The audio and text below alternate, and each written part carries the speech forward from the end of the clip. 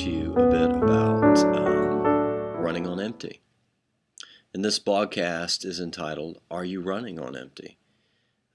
Keep in mind, too, before I start, I'm just going to give you this quote, which is, and I know you've heard it before, an ounce of prevention is worth a pound of cure. So keep it in mind as I talk or read through the following blogcast that I wrote for you today. Occasionally there are days when I feel exhausted, defeated, depressed, and discouraged. Do you ever feel like that? Who am I kidding? Of course you do. In fact, it's the plight of being human to have bad moments and bad days from time to time. Sometimes the sting of reality becomes a bit hard to take, which is pretty normal in my experience. But if we're not careful, the bad moments and bad days can unsuspectingly sneak up on us, snowballing into bad weeks, bad months, and even bad years. So how do we keep this from happening to us? And how do we know when it's creeping up on us? Well, in the title of this blogcast, I asked the question, are you running on empty? You see, I believe that at any point in life we can easily lose our way if we're not firmly grounded or having the right foundation, and if we're not filled with the right fuel. Quite easily and unknowingly we can find ourselves taking a proverbial drive through life with our tanks running low on fumes, operating on the fringe. And even worse is when things come to a screeching halt, keeping us from achieving our destination or reaching our destination. So what exactly is running on empty or operating on the fringe? Well, to be clear, my definition of running on empty or operating on the fringe is when a person conducts their life on limited resources, in danger of breaking down. It's one who doesn't have clearly defined boundaries, a person who has no set goals, a person who fails to nurture the body, the mind, and the spirit. It's like Popeye without spinach, grass without fertilizer, a car with little or no gas. You get the picture. And speaking of cars, for most of us, our vehicle represents freedom and independence to do what we need to do and to get where we're going. Not only does it represent our freedom, but it also facilitates or makes easier most of what we need to accomplish on a daily basis. But what happens when our car breaks down or it runs out of gas? Well, quite simply, no gas means no go. We all know that. It's an easy concept to grasp. And when the needle on the gas gauge starts pointing towards empty, well, what do? We drive to the nearest gas station and fill her up. But what about our life tank? It's not so easy always to figure out when or if we're getting close to empty. And there's more than just one tank that needs to be kept filled. There are mental, spiritual, and physical components that make up the whole healthy person. And I believe that the combination and proper balance of these three directly affect our emotional wellness.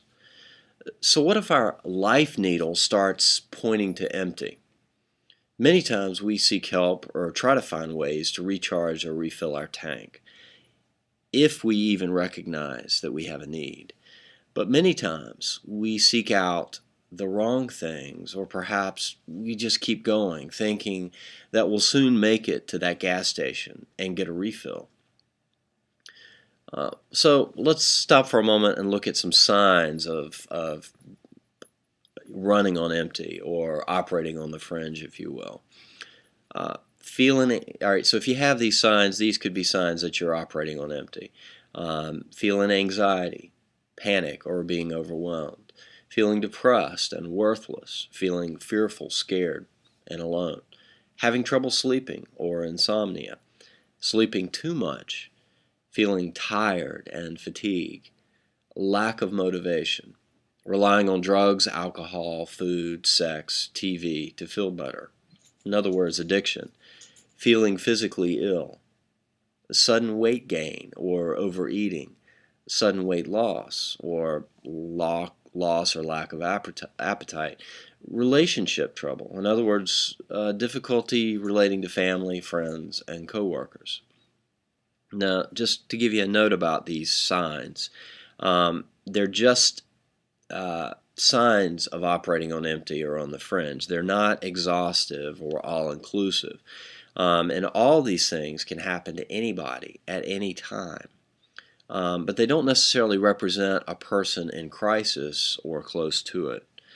But just keep in mind that if you're experiencing any of these signs in excess continually, that you should be concerned. And it's certainly possible that in excess of any of these signs, or if they're occurring over and over again in your life, that these signs could indicate a physical disorder or problem that you may be having, something medical, and it should be ruled out by a physician. Now, I understand that there are always going to be things that occur in life, things that cause grief and heartache, things over which we have no control. And they're difficult to deal with, and they present challenges to us. It's important, though, to remember that if they happen while operating on empty or when close to empty, watch out. The aftermath can become a life wrecker, and it can be really difficult to overcome. And this is why foresight, vigilance, and preparation are so important. So those who are operating on empty or on the fringe, they don't cope well with the challenges that life presents. And not only that, but when problems begin to occur while operating at a deficit on empty or on the fringe, more problems begin to take shape. In fact, much of the time, a type of snowballing occurs. And before you know it, a person is in full-blown crisis and unable to think, cope, or adequately respond to difficult matters at hand. So here's what I leave with you today. Just 3 things to consider. Number 1, look at the signs that I've mentioned that are on my website or that I mentioned here, and try to determine if you're running on empty. 2, begin to take precautions to keep yourself from operating on the fringe, mentally, spiritually, and physically. Nurture these fundamental aspects of your life, keep them full and balanced so that when adversity comes, you'll be equipped to deal with the challenges at hand.